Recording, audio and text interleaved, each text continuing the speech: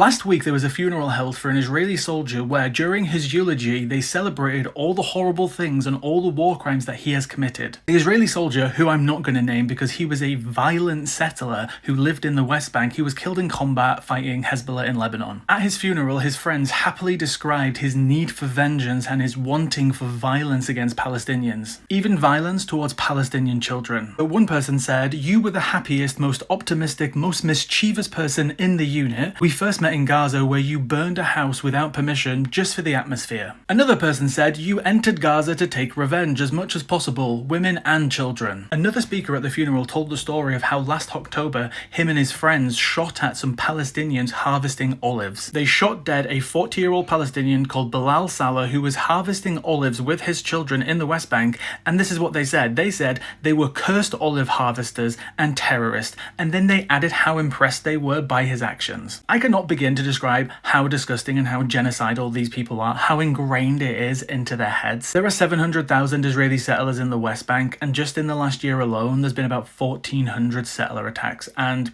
the world just goes on by and watches what happens and then wonders why Palestinians take radical actions.